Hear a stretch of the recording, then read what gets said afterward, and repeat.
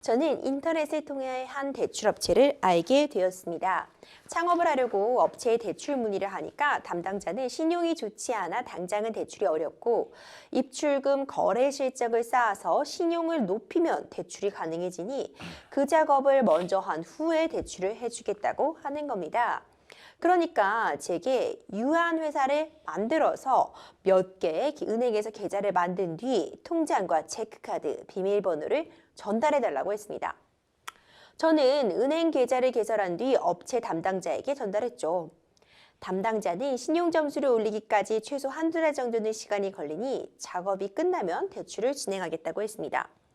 하지만 두 달이 지나도록 아무런 연락이 없었는데요. 그런데 그 후 경찰로부터 뜻밖의 통보를 받게 됐습니다. 제가 대출업체에 전달했던 계좌가 주식 암호화폐 리딩을 빙자한 보이스피싱 사기 범죄에 이용되었다며 피의자 소환 통보를 받은 겁니다. 경찰에서 조사를 받아보니 고소인은 암호화폐 투자 자문으로 고수익을 남겨준다는 광고글을 보고 수백만 원을 투자했다가 상대방이 잠적해 전액을 잃었고 그때 이용된 계좌가 바로 제 통장이었습니다. 대출을 받으려다가 범죄자가 될 처지에 몰렸는데 저는 앞으로 어떤 처벌을 받게 될까요? 정말 안타까운 사연 접수가 되었습니다. 지금 그냥 모르고 보이스피싱 조직에 속아서 일종의 대포 통장 만들어주신 셈인데 어떤 죄목을 적용이 될 수 있을까요? 네, 이런 사례가 이제 굉장히 많습니다. 그쵸. 단순히 이제 통장을 뭐 빌려줬다, 뭐 체크카드를 빌려줬다 이런 건데 수사기관 전화가 오고 이게 처벌까지 된다고 하니까 굉장히 좀 놀라시는 경우가 많은데 이 부분에 있어서는 이제 일종의 뭐 보이스피싱이나 이런 전자금융거래 이런 거에 관련된 어떤 사기 범죄에 이제 그게 이용이 된 겁니다. 그래서 우리 이제 이런 사안들을 관할하는 법률이 이제 전자금융거래법인데요. 그 전자금융거래법의 내용을 보면 뭐 여러 가지 이제 관련 범죄자들을 당해 처벌하는 내용도 있지만 이런 좀 전 이제 사례처럼 지금 이제 대출 관련해서 이제 통장을 어떻게 보면 이제 본인의 통장을 뭐 양도 대여 이렇게 하셨다고 볼 수 있는데 이런 어떤 금융 매체 뭐 카드도 포함되죠. 체크카드나 뭐 이런 것들을 이런 상대방 이런 어떤 수익을 약속하는 이런 뭐 사기 범죄자들이겠죠. 이런 범죄자들한테 제공하거나 뭐 양도하거나 아니면 뭐 빌려 대여하거나 이런 모든 행위들 이런 행위들도 전자금융거래법 위반으로 이제 처벌을 받게 돼 있습니다. 그렇기 때문에 지금 사례 같은 경우에도 우리 상담자분께서는 이제 대출을 잘 받을 수 있게 해준다 이런 걸로 이런 말을 듣고 빌려주셨다고 하지만 전자금융거래법 상에는 이거는 이제 이런 보이스피싱 범죄자들한테 본인의 통장을 이제 양도 또는 뭐 대여 해준 거에 해당하기 때문에 이제 형사처벌을 받도록 규정이 되어 있습니다. 이 대출을 받기 위해 자신의 통장을 양도하신 거잖아요. 네. 이 부분 사실 법적으로 문제가 될 여지가 있을까요? 네, 이게 상당히 좀 전형적인 수법입니다. 한 세 가지 정도의 어떤 보이스피싱 업체들의 전형적인 수법이 뭐냐면 우리 첫 번째 나온 사례처럼 이제 대출이 좀 어려운 분들, 그러니까 뭔가 이제 경제적으로 어려운 사람들을 어떻게 알았는지 아무튼 이런 분들한테 접근을 해요. 항상 보면 그래서 대출을 잘 받을 수 있게 해줄 테니까 어떤 통장을 좀 개설해 달라. 두 번째는 일정 부분 통장에 돈이 왔다 갔다 하는 뭐 예를 들어 10만 원이면 10만 원, 20만 원, 20만 원 여기에 일정 부분을 수고비로 주겠다. 이렇게 해서 통장을 나한테 맡겨라. 이런 식으로 제안이 오는 경우가 있어요. 그래서 뭐 수고비 관련 또 사기가 있고 또 하나는 카드 개설 관련해 가지고 뭐 카드를 이제 쉽게 개설을 하면 뭐 개설하면서 뭐 수수료를 준다든지 이런 식으로 카드 개설에 활용되는 어떤 계좌 이런 거를 좀 빌려달라. 이 세 가지가 이 보이스피싱이나 이런 금융 범죄 이런 거에 가장 많이 이용되는 그 사례입니다. 그래서 그 첫 번째 사례 중에 지금 사례가 지금 나타난 건데 그래서 이런 부분 나는 이제 대출 잘 받게 해준다 그래가지고 통장 빌려준 건데 양도해 준 건데 뭐 내가 왜 처벌을 받지 이게 이렇게 질문하실 수가 있겠지만 이게 굉장히 좀 빈번한 사례고 아까 말씀드렸던 전자금융거래법에서도 이 단순히 통장을 이제 양도한 것만으로도 법적으로 문제가 되고 처벌을 받게 되어 있습니다.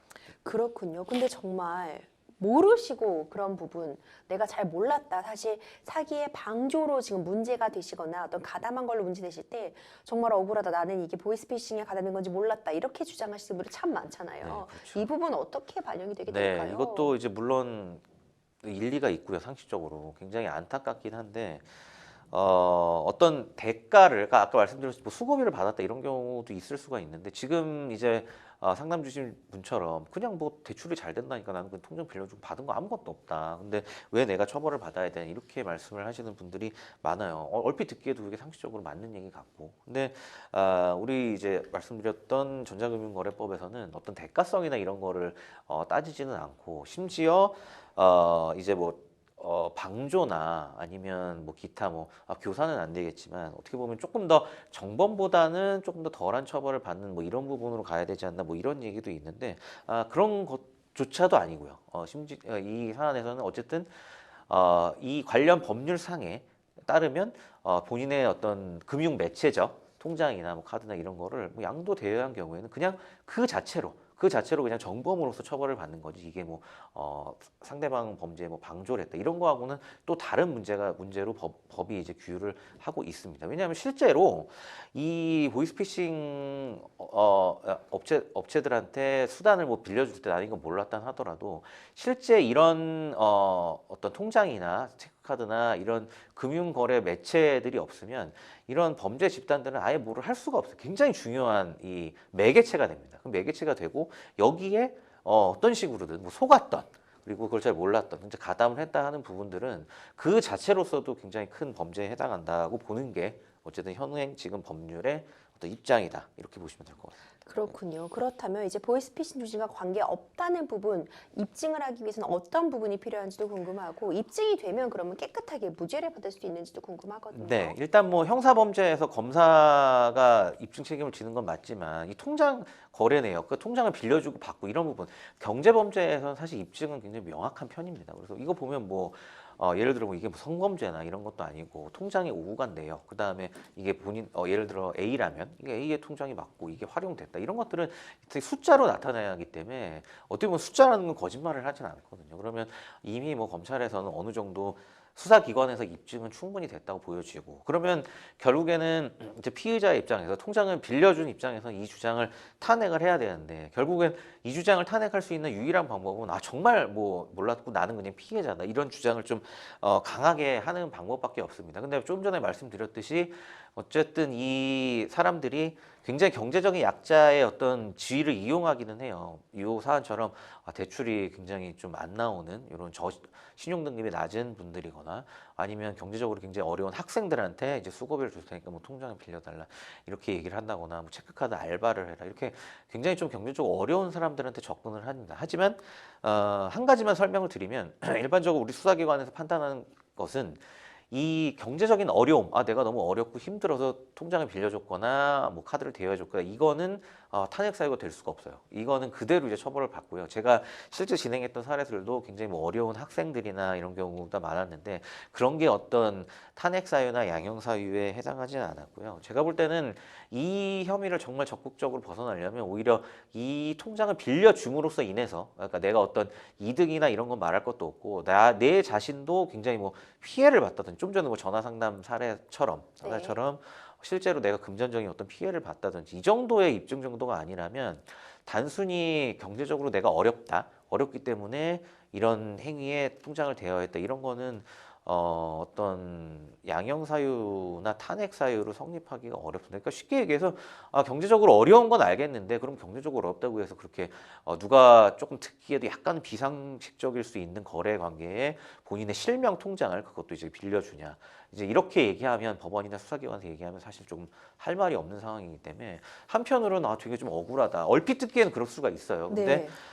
가만히 곰곰이 생각을 해보면, 아무리 어려워도 이 본인의 어떤 실명 자산을 그냥 누구한테 완전히 양도하고 쓰게 하는 것 자체가 맞는 건가, 이 부분에 대해서 생각해 보신다고 한다면, 이 이제 혐의점을 쉽게 벗어날 수는 없겠구나, 그거에 대해서는 좀 충분히 이해가 가실 거라고 생각이 듭니다. 네, 참 사실 좀 굉장히 어려우신 상황이다는 생각이 드는데, 그러면 사실 이런 범죄 변호사님께서도 굉장히 빈번하게 발생한다고 말씀해 주셨잖아요. 그럼 이런 피해, 나도 모르는 사이에 내가 보이스피싱에 연루된다거나 내 통장이 이런 보이스피싱 범죄에 사용되고 있다, 대포 통장으로 활용되고 있다, 이런 점 좀 예방하기 위해서는 우리가 어떻게 해야 될까요? 네, 제가 이제 상담자분들한테도 항상 조언을 해드리는데, 이 범죄자들이 상당히 절박함을 항상 이용하거든요. 그리고 이 사람이 절박한 상황에 처해지면 이게 합리적으로 생각을 한 번 더 하질 않아요. 그래서 어떤 이런 제안이 왔을 때 좀 전에 제가 설명드린 같은 맥락인데 한 번만 더 좀 생각을 해보시면 이게 아니라는 게 사실 금방 나오거든요. 예를 들어 보면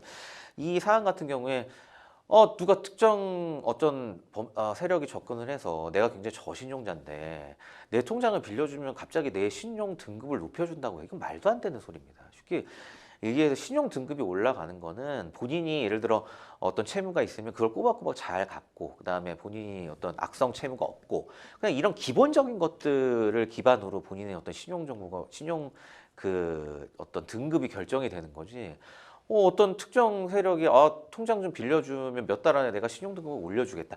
절박한 상황에서는 그게 솔깃해요. 이게 합리적으로 생각 안 하게 되고 그런 목소리들이 안 들리는 거죠. 근데 한 번만 다시 찬찬히 생각을 해보면 이게 얼마나 말이 안 되는 얘기인지 알 수가 있어요. 그리고 네. 뭐 제가 실제 진행했던 피해 학생, 피해자가 아니죠. 피해자가 돼서 처벌받은 학생한테도 얘기를 해줬지만 그 학생도 굉장히 좀 어렵게 아르바이트를 해가면서 본인이 이제 대학을 다니는 그런 학생이었는데 이것도 어떤 그런 범죄 단체가 접근을 해서 통장을 빌려주면 거기서 이제 얼마를 인출을 하는 걸 도와주면 그거에 이제 몇 퍼센트를 수수료 주겠다고 한 거란 말이에요. 거기에 이제 넘어가서 실제 자기 통장을 빌려주고 실제로 처벌까지 받았습니다. 벌금형까지 받았는데 물론 이제 학생이나 뭐 이런 면들이 뭐 양형적인 요소가 조금 고려될 수 있겠지만 어쨌든 범죄자가 된 거예요.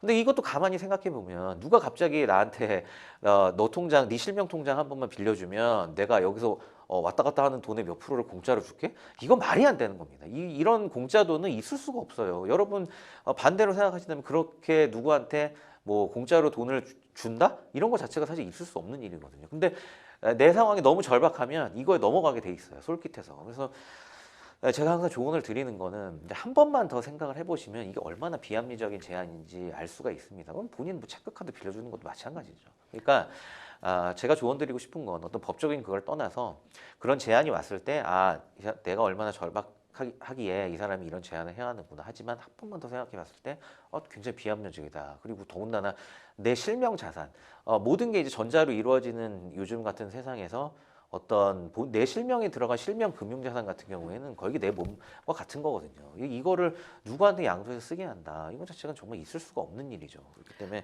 이런 부분들을 실제로 통장을 대여하거나 아니면 이런 걸 본인의 카드를 대여할 때 딱 한 번만 더 생각을 해보신다면 아마 정말 엄청난 추후의 피해는 물론이고 본인이 이제 범죄자가 되는 거니까요. 이런 범죄자가 되는 이런 최악의 상황은 좀 방지할 수 있지 않을까 저는 그런 생각이 듭니다.